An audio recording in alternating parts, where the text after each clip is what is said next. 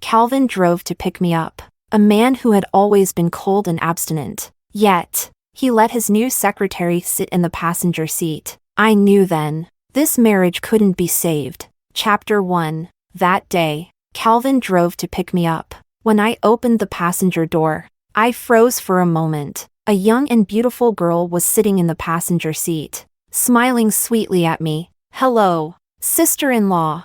The girl greeted me politely, but she didn't show any intention of getting up to give me the seat. I squinted slightly, turning my gaze to Calvin. Calvin was looking down, answering a call, unaware of the undercurrents brewing here. Today, we were supposed to go to an auction together. I had been looking forward to this date with him, dressing up carefully, only to find someone else in his passenger seat. "Hello, sister-in-law. My name is Nicole. I'm Mr. Hahn's new assistant." The girl smiled warmly, her dimples sweet and shallow. "I heard you're going to a private auction tonight, so I asked Mr. Hahn to let me tag along to see the world." "Don't worry. I won't disturb you." My heart sank instantly to the bottom. I knew this cold and perfect man too well. He had always been distant. He wouldn't easily let others into his space. We were brought together by an arranged marriage. After careful consideration, we chose each other.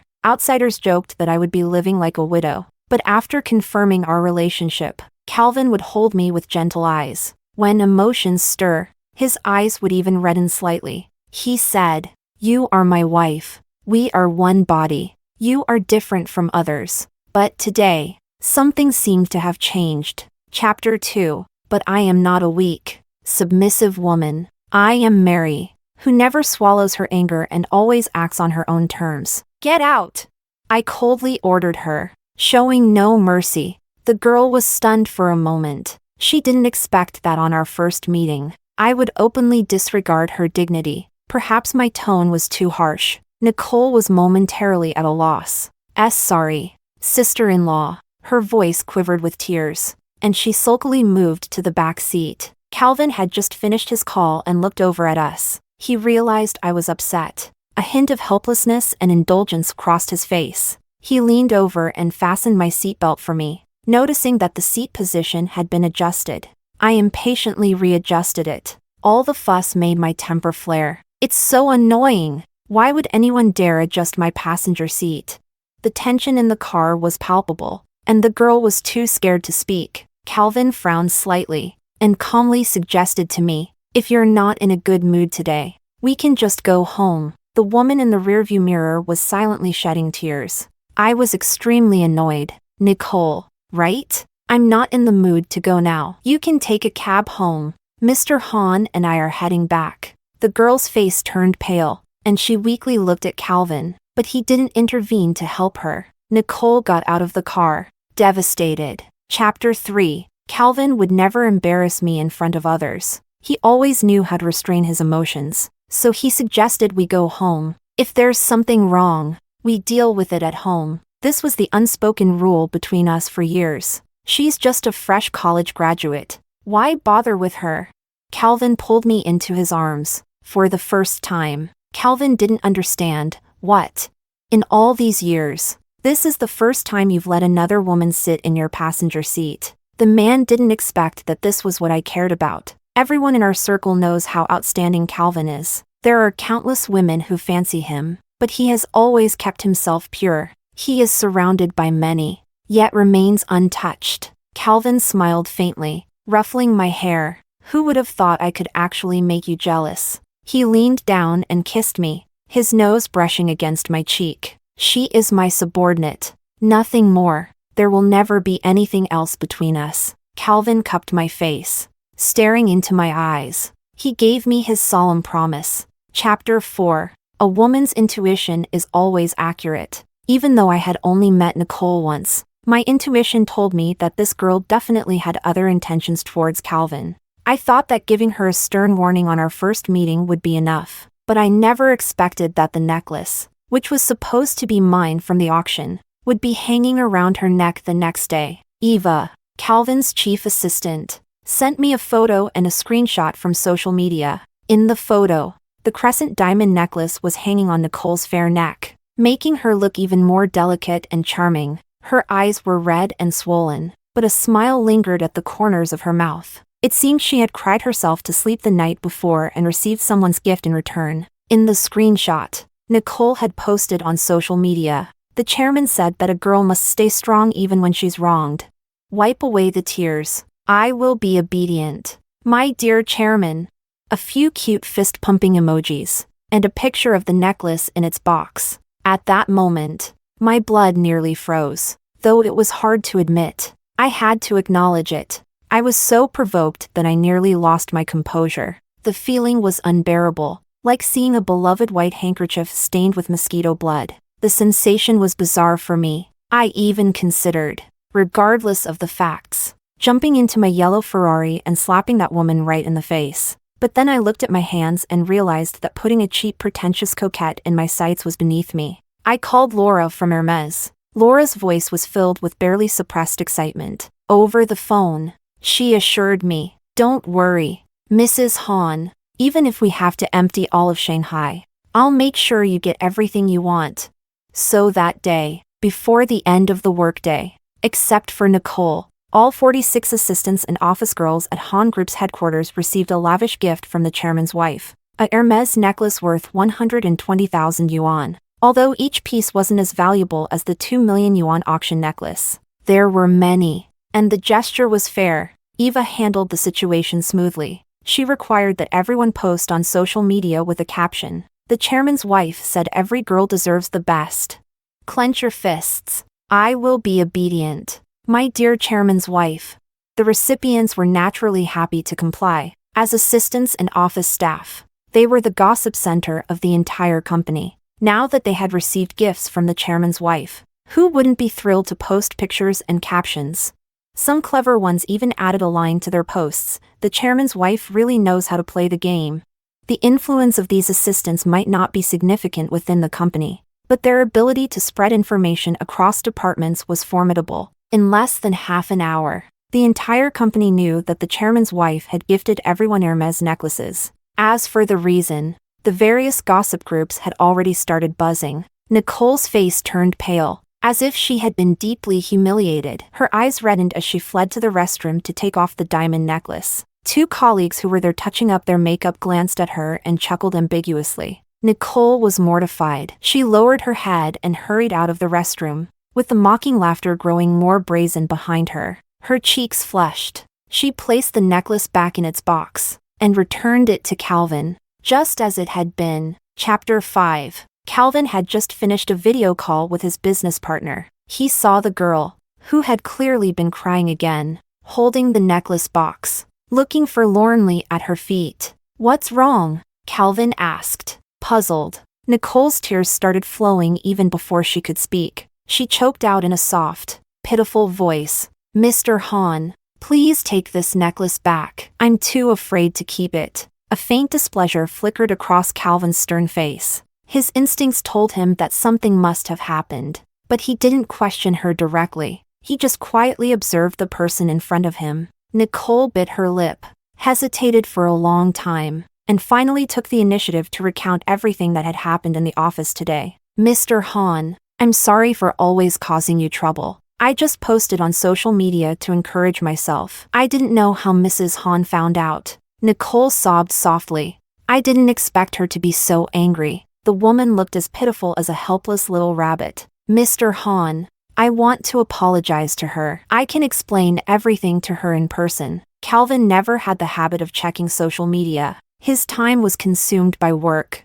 but as the chairman of the group, he was well aware of the tendency for rumors to spread within the company, and his usually stern face grew even colder. "I understand," he said in a deep voice. Chapter 6. That evening, Calvin brought Nicole home. The girl, timid and nervous, stood behind the man. "I brought Nicole here so she could clear things up in person." Calvin sighed. "Mary, Nicole is just my secretary. Because of what happened yesterday, I casually gave her a gift as an apology. Nothing more." I stirred my silver spoon, finishing the bird's nest soup Auntie had made.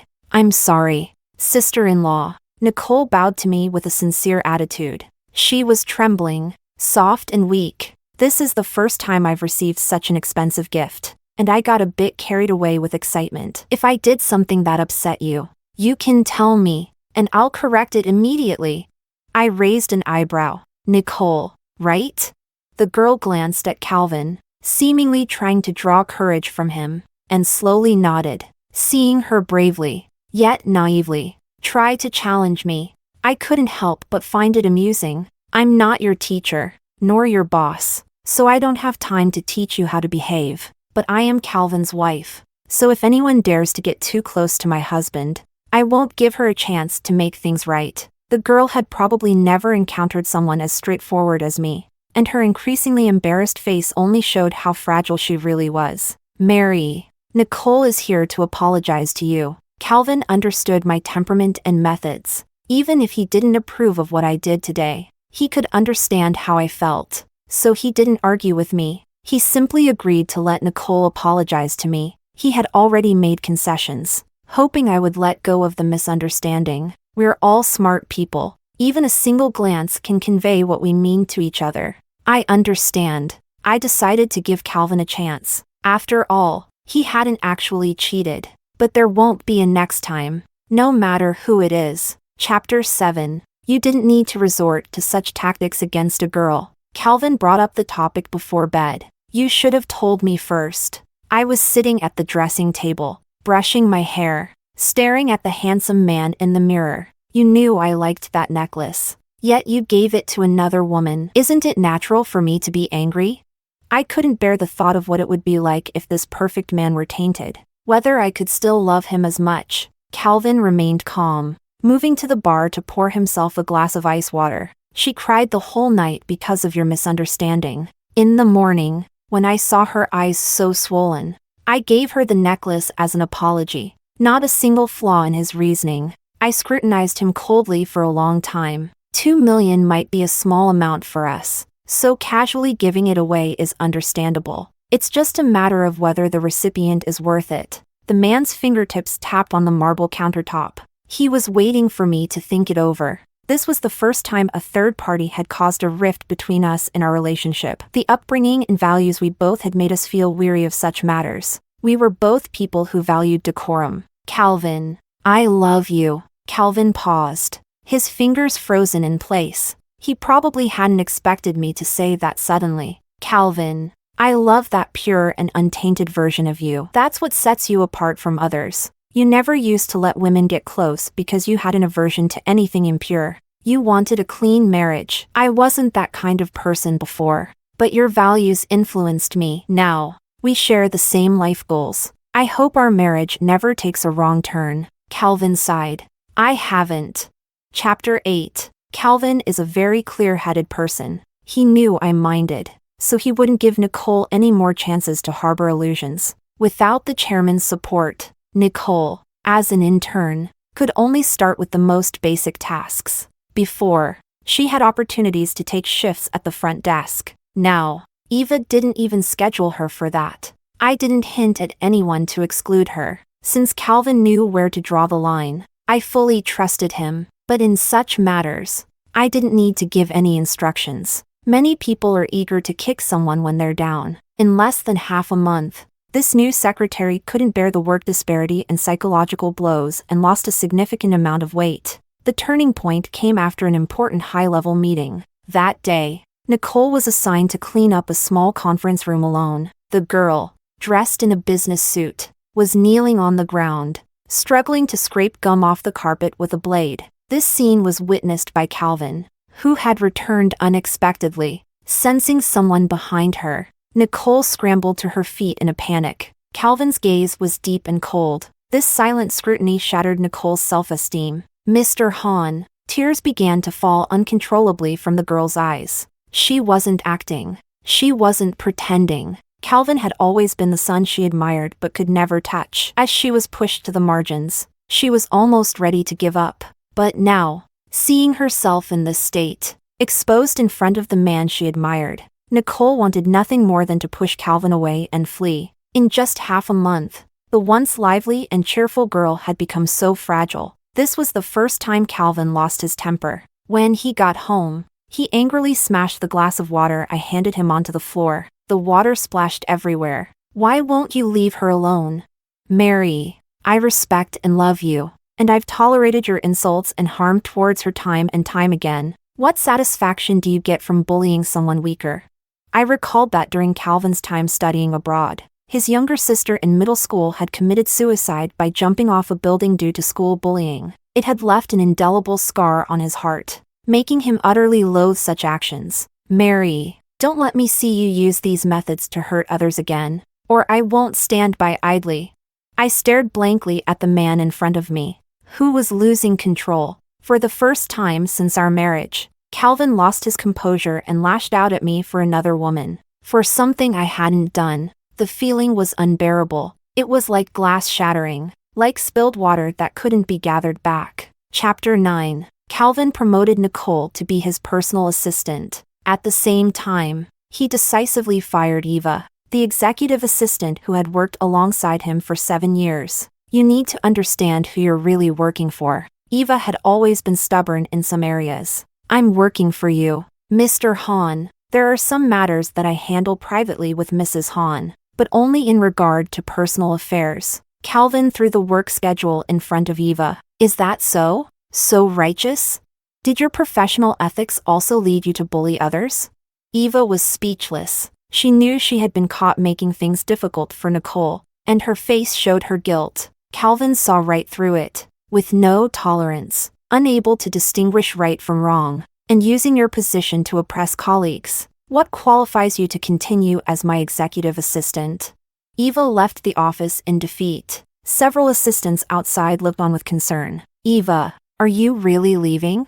Tears welled up in Eva's eyes, but she quickly wiped them away. Yes, I'm leaving. Farewell. Sisters. Chapter 10. Calvin and I fell into an unprecedented Cold War. He stayed at a hotel. Nicole came to pick up his clothes. When Calvin wants to make someone suffer, he's even more ruthless than I am. The housekeeper had already received a call. She had neatly packed Calvin's essentials. Nicole, likely still intimidated by my temper, took the suitcase from the housekeeper and obediently took a cab. Before leaving, she cautiously said, "Ma'am, Mr. Hahn asked me to add you as a friend. In the future, if you need anything, you can contact me." With Eva gone, Nicole had taken over her duties. There's nothing to discuss. Tell him to get as far away as possible. Nicole didn't understand why I could still be so defiant. Even though Calvin was now living in a hotel, her eyes showed confusion.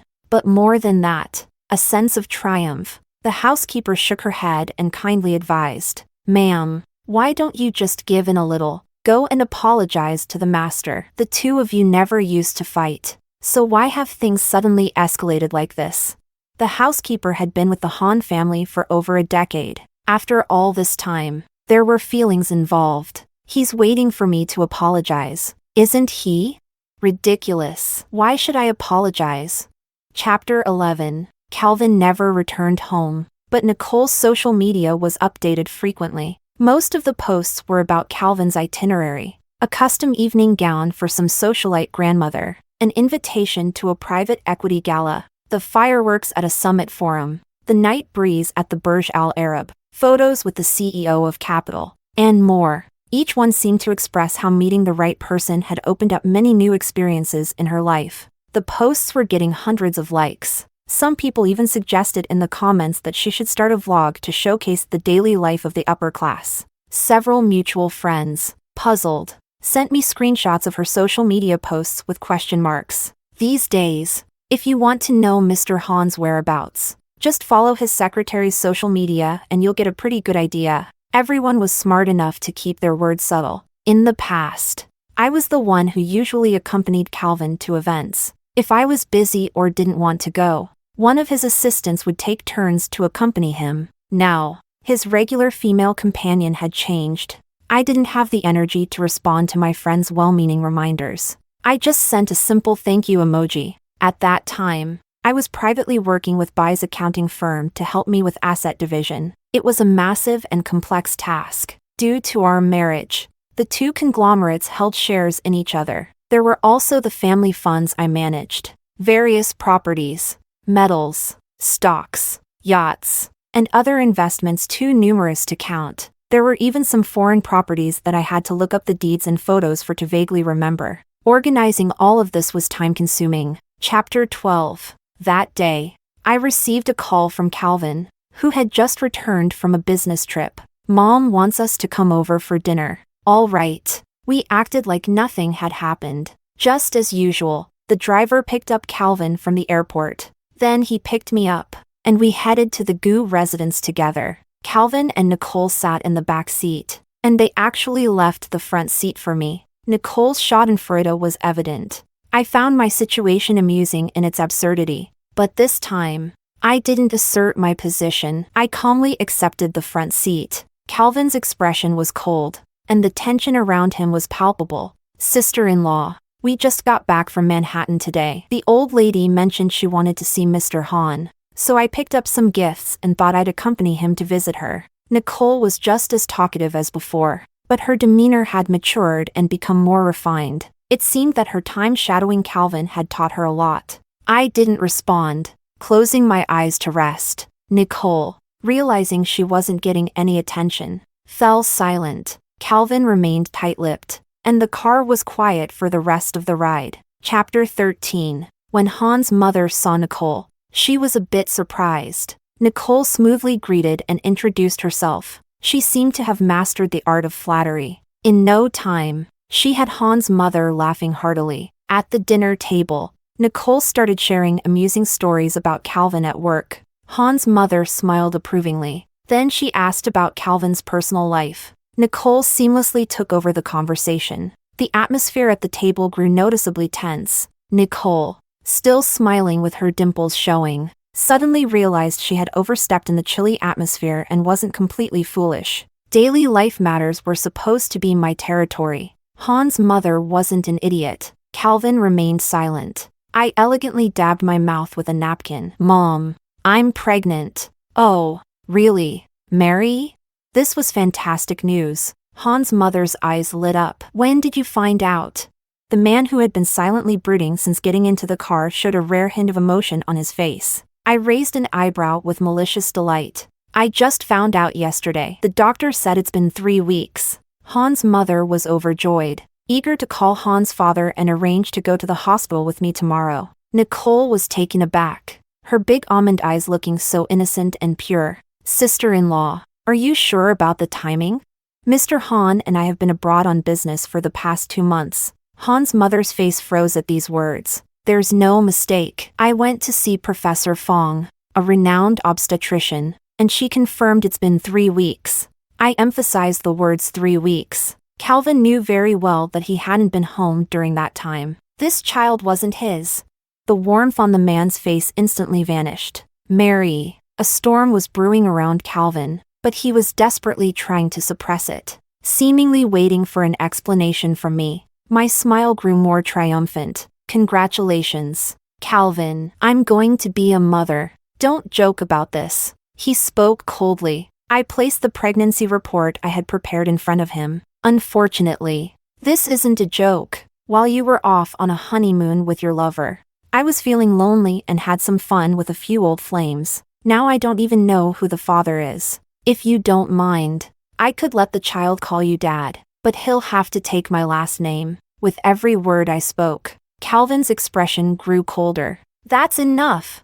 When I uttered the last sentence, Calvin finally lost his composure. I paid no heed to his anger. Calvin, how does it feel to be cheated on? Chapter 14. Calvin never imagined that I would brazenly have an affair and then self-righteously announce to the world that I was pregnant with another man's child. I've never cheated on you. His hands clenched tightly, veins bulging. It seemed this news had truly shaken him. We were just working together. We never crossed the line. I have never been unfaithful. I touched my belly, no longer interested in his belated explanations. Your secretary flaunts your daily work life together on social media. Calvin, haven't you seen it? Even our friends noticed and warned me. Don't you think that counts as crossing the line?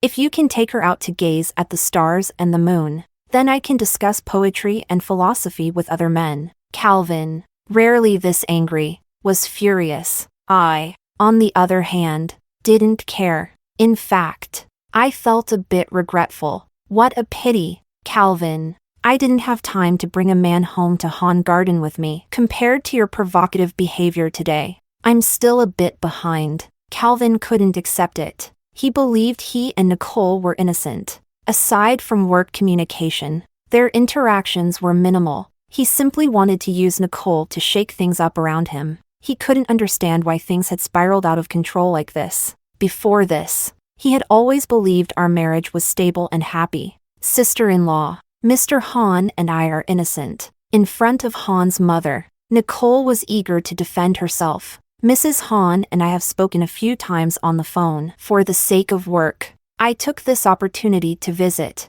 This is all just work to me. You might not understand, since you've never had a job, but as the chairman's chief secretary, I have to be thorough in everything. But Mr. Han and I have never crossed the line.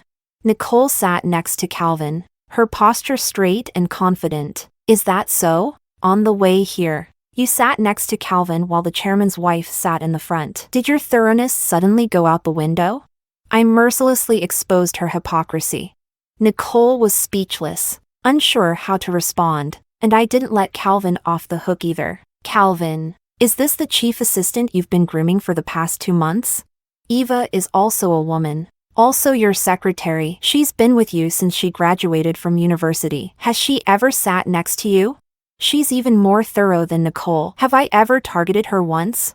Calvin's breathing grew rapid, a red flush creeping into the corners of his eyes. Let's get a divorce, Calvin. Chapter 15. The man dragged me back home, leaving Nicole behind at the Han estate. This was the first time he had returned home since our Cold War began. The house was already mostly cleared out by me. Even the housekeepers had been dismissed. Calvin stopped in his tracks, stunned, as the home we had shared for 3 years suddenly felt foreign. He finally realized. My mention of divorce had been premeditated. Calvin's eyes reddened, disbelief filling them as he pulled me tightly into his arms. Mary, I didn't cheat. His voice, low and dejected, echoed in my ear. You can get rid of the baby, and we can start over. It was as if I had heard a joke. I retorted sarcastically. That's my child. Why should I get rid of it?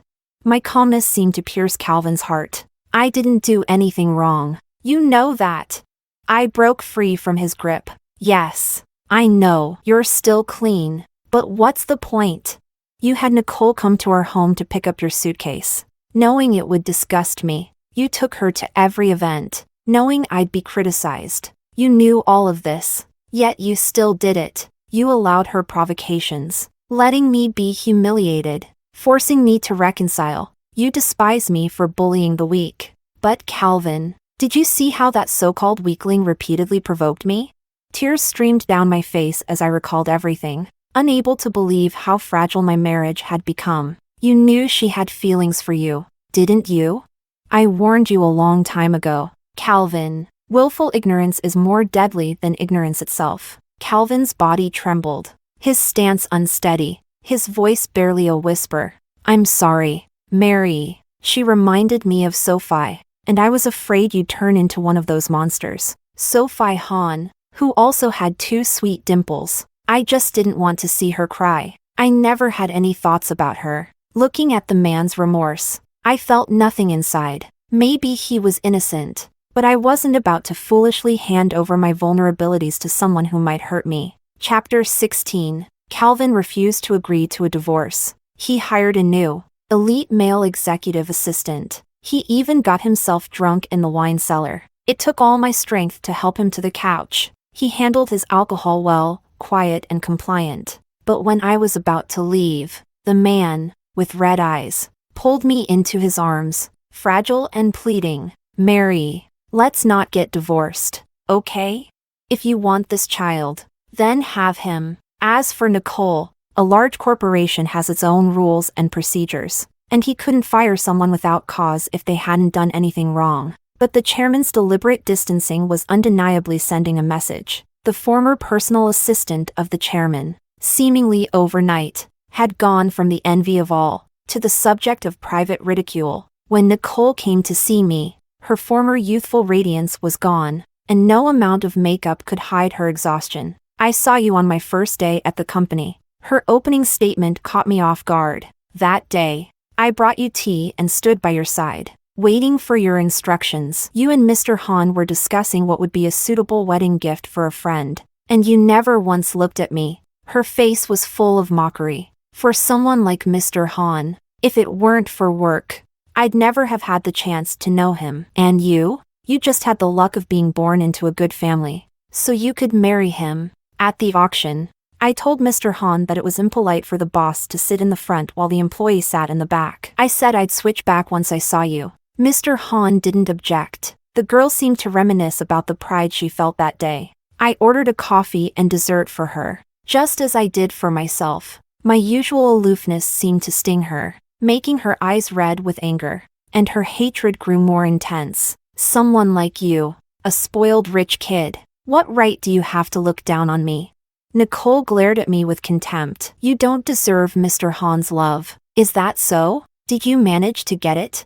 I leisurely watched as the person before me became flustered. Her childish face struggled to maintain a facade of calm. Isn't it because I threatened you? Otherwise, why would you be so upset and want a divorce? I slowly stirred my coffee. Because I cheated and got pregnant with another man's child. You know that already, don't you? You. Nicole was choking on her own words. Her emotions were on the brink of collapse. What's there to be so proud of? You're a bad-tempered, jobless, old woman who's pregnant with another man's bastard. Do you think Mr. Han will still want you? Slap. I didn't hesitate to give her a sharp slap across the face. First of all, no matter how old I am, I'm still 2 years younger than your precious Mr. Han. Second, who do you think you are, calling my child a bastard? And lastly, I've been wanting to slap you for a long time. You fool. Chapter 17. When I was 4 months pregnant, the Han family realized there was no turning back. Under pressure from Han Corporation, Calvin agreed to a peaceful divorce. The holdings between the two families were extensive, and the strategic cooperation that had been agreed upon was mutually beneficial, so our parents saw no need to alter it. The division of premarital assets was very clear. Neither side had any objections. The post-marriage joint finances were also meticulously organized by me. Calvin calmly signed the papers. He looked like a fallen crane from a once great pedestal, his wings broken by his own hand, with blood staining his once pure feathers. We divorced with dignity, and we said our goodbyes to each other. Chapter 18. When the baby was born, he took my last name. Outsiders thought he was premature, but he had excellent genes. My mother kept asking who the father was. I didn't tell her. The so-called one-night stand was just a lie I made up. But they didn't need to know that. Since he was a boy, my parents no longer pressured me to remarry. They decided to raise him as an heir while they were still young. As the little one grew, he began to resemble his father more and more, without the constraints of marriage. I've spent the last few years living freely and indulgently. I've had a few young and handsome boyfriends. Eva and I occasionally chat. From her, I've heard some gossip. Nicole didn't last 6 months at her job. She left on her own. But in this circle, everyone is well informed. No major company would hire her. Calvin has become increasingly isolated and focused on his work over the past 2 years. Every year, at the shareholders' meeting, my father insists I return to the country to represent him. I know what my parents are thinking. It amuses me, but I don't bother to expose it. After the meeting, Calvin would pull me into his car, saying it was on the way to visit my parents for the new year. Oscar loves Calvin. Someone secretly told him that Calvin is his father. So when he sees Calvin, he wriggles his little body and calls out for his dad to pick him up. Calvin adores him and never refuses. Now that the child's features are becoming more distinct, how could Calvin not understand? During the new year, I stay in the country to reunite with my family. Calvin cancels all his work to stay with us. He wants to ask if we should remarry. I refuse. Marriage should be either perfect or not at all. Otherwise, you're just inviting misery upon yourself. But Oscar, whenever he sees Calvin, is visibly happier than usual. He insists on sitting between Calvin and me, calling out Mom on one side and Dad on the other, laughing foolishly all the while. I tap the back of his head. telling him not to call out randomly. Calvin's eyes redden, and he seems at a loss. He has 1,000 apologies he wants to say to me, but I no longer need them.